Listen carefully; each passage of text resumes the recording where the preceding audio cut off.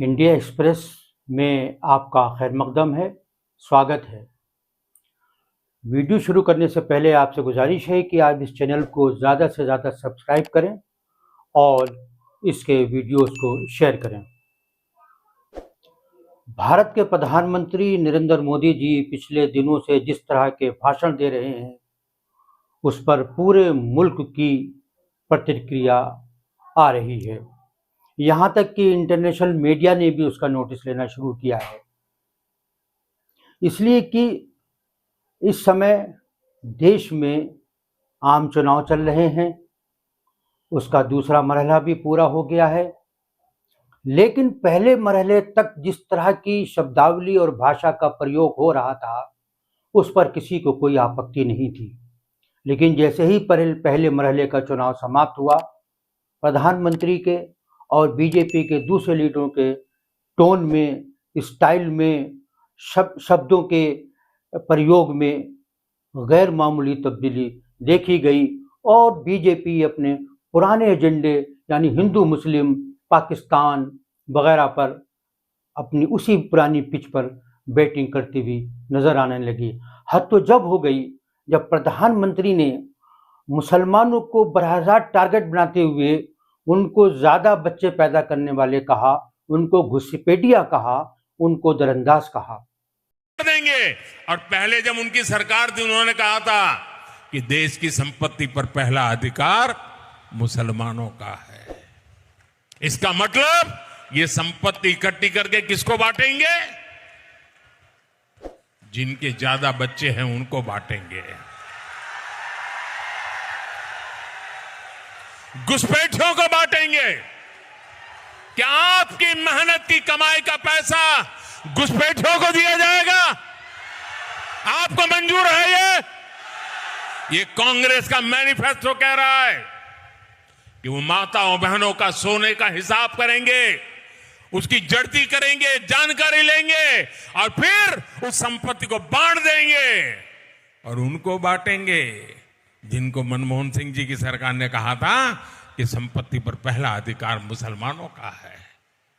भाइयों बहनों, ये अर्बन नक्सल की सोच, मेरी माताओं बहनों, ये आपका मंगलसूत्र भी बचने नहीं देंगे, यहां तक जाएंगे, मैं कहने आया हूं।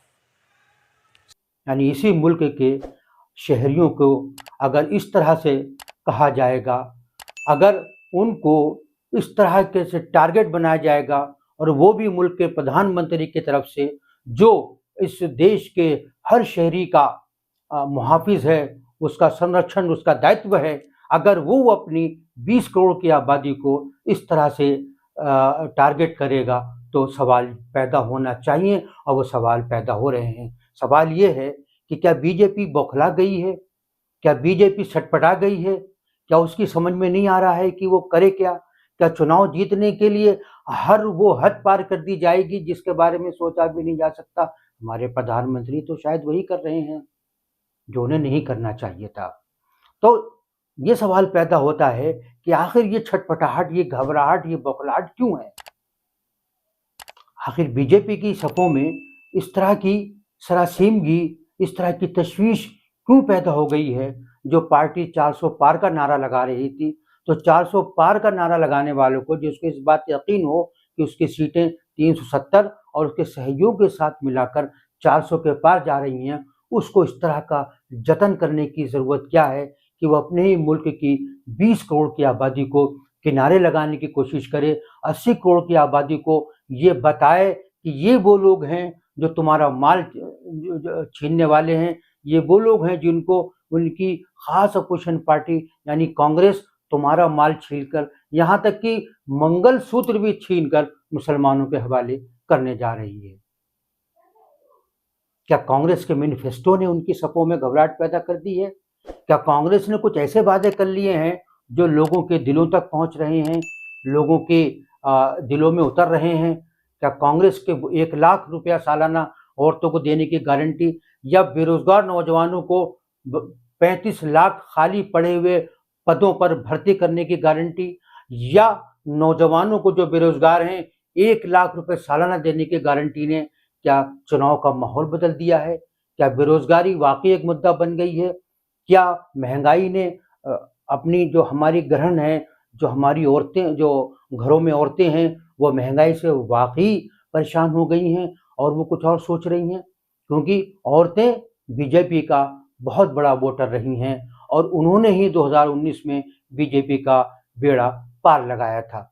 ये अलग बात है कि 2019 में जो इशू था, यानी बालाकोट और पुलवामा, और 2014 में अच्छे दिनों का वादा, वादों की बरसात और उसकी यूपीए सरकार की नाकामियों का जिस तरह से मोदी ने पूरे मुल्क में प्रचार किया था, तो लोगों के दिलों को छूने लगा था।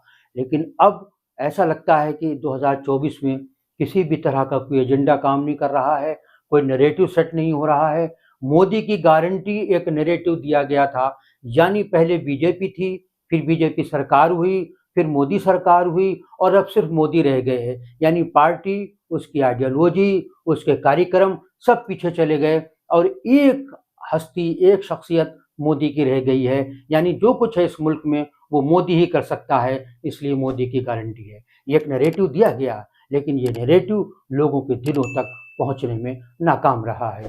तो क्या इसीलिए घबराहट हो रही है? क्या पोलिंग बूथों पर लगने वाली छोटी छोटी कतारें बीजेपी को डराने लगी हैं? इसलिए वो उसी हिंदू मुस्लिम पर आ गई है जो उसका सबसे पसंदीदा मशगला रहा है।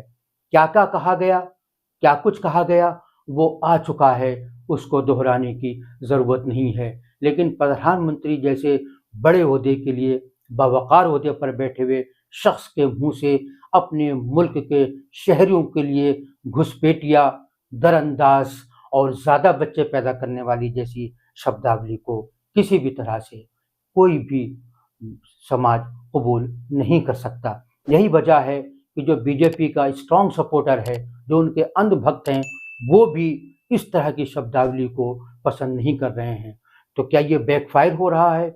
क्या ये बीजेपी सेल्फ गोल कर रही है? क्या वो अपनी ही पिच पर खेल रही है और अपोजिशन पार्टियां उसकी पिच पर खेलने से खुद को दूर रख रही हैं? क्या इस बात की झुंझलाहट है? बल्कि बीजेपी को अपोजिशन की बिछाई हुई पिच पर आकर बैटिंग करनी पड़ रही है, उन्हीं की अंदाज की बॉलिंग करनी पड़ रही है। क्या ये वजह है कि पब्लिक उस जाल में नहीं आ पा रही है जो बीजेपी ने बिछा रखा था? तो मोदी की गारंटी जादुई असर अपना छोड़ने में नाकाम है। तो कहा यह जा रहा है कि ज़मीन खिसक रही है, कहा यह जा रहा है कि बीजेपी ने 400 पार का नारा दिया था, तो 400 तो बहुत दूर हैं। अगर वो सादा अक्सरियत भी उसको मिल जाए तो भी बड़ी बात होगी। हालांकि राहुल गांधी ने यह दावा किया है कि 150 सीटों से ज़्यादा नहीं ला पाएगी। इनके सबसे बड़े गढ़ उत्तर प्रदेश में हालत कुछ ज़्यादा ही ख़राब है। कुछ रिटायर्ड ब्यूरोक्रेट दबी ज़ुबान से ये बात कह रहे हैं, जो अपना नाम सामने नहीं लाना चाहते, कि उत्तर प्रदेश में बीजेपी को सबसे ज़्यादा सख्त चैलेंज का सामना है। वहाँ ठाकुर वर्सेस ब्राह्मण हो रहा है। कई जो हैं हिंदू कम्युनिटी, हिंदू बिरादरी, हिंदू जातियाँ कई नाराज़ हैं। वो ये नहीं है कि वो नाराज़ होकर कांग्रेस को या अपोजिशन को वोट दे देंगी, लेकिन वो घर में बैठने को ज़्यादा तरजीह देंगी, ताकि जिस तरह का माहौल बना दिया गया है, जिस तरह से जातों को आपस में लड़ाया जा रहा है, जिस तरह हिंदू मुस्लिम किया जा रहा है, शायद अब इस तरह के बयानिए से यहाँ की जनता आजिज़ आ गई है। कांग्रेस के मैनिफेस्टो के बारे में जो कुछ भी कहा जा रहा है, उसका जवाब तो कांग्रेस ही देगी, लेकिन लगता ये है कि यह कांटा कुछ ज़्यादा ही चुभ गया है। यहाँ ये बात भी जानने की ज़रूरत है कि कांग्रेस ने अपने पूरे मैनिफेस्टो में न तो हिंदू लफ्ज़ का इस्तेमाल किया है, न मुसलमान लफ्ज़ का इस्तेमाल किया है। जिस तरह से प्रधानमंत्री जी अपनी रैलियों में जाकर ये बात कह रहे हैं कि कांग्रेस के मैनिफेस्टो में ये लिखा गया है कि हिंदुओं का माल, उनकी जायदादें लेकर और हिंदू औरतों का सोना, उनका चांदी, यहाँ तक कि उनका मंगलसूत्र लेकर उन लोगों को दे दिया जाएगा जो ज़्यादा बच्चे पैदा करते हैं। इस सिलसिले में मनमोहन सिंह का एक बयान बताया जा रहा है, जिसमें उन्होंने कहा था कि इस मुल्क में सबसे ज़्यादा हक जो है वो यहाँ की माइनॉरिटी का है, पसमानदा का है, गरीब तबके का है। इन अल्फाज को काट कर सिर्फ माइनॉरिटी लफ्ज़ को इस्तेमाल कर रहे हैं और माइनॉरिटी में ख़ुसूसन मुसलमानों का नाम लिया जा रहा है, जबकि इसके अंदर जैन भी हैं, सिख भी हैं, पारसी भी हैं और बौद्ध भी हैं, लेकिन उनका तज़किरा नहीं हो रहा है। तो ये मुसलमान मुखालिफ बयानिया बीजेपी को कितना फ़ायदा पहुंचा सकता है, ये तो आने वाला वक्त ही बताएगा। लेकिन लग ये रहा है कि मोदी की तकरीरों का वो जादू, वो उनके अल्फाज का सहर, वो उनके जिस तरह के वो वादे करते थे, वो अब एक छलावे में तब्दील हो गए हैं, क्योंकि लोग 2 करोड़ सालाना रोज़गार को ढूंढ रहे हैं जिसका वादा हुआ था, लोग 15 लाख को ढूंढ रहे हैं जिसका वादा हुआ था। लेकिन अब लोगों को लग रहा है कि इन 10 सालों में काम तो कुछ नहीं हुआ है, सिर्फ बातें ही बातें हुई हैं। 2047 में इस मुल्क को विकसित देश में बदल देंगे। किसने देखा है 2047 को? जब आज आपके पेट में रोटी नहीं है, जब आज आपके हाथ में रोज़गार नहीं है, जब आज आपको शाल नहीं है, जब आज आपके पेट में रोटी नहीं है, कल आपके भविष्य के बारे में क्या हो सकता है?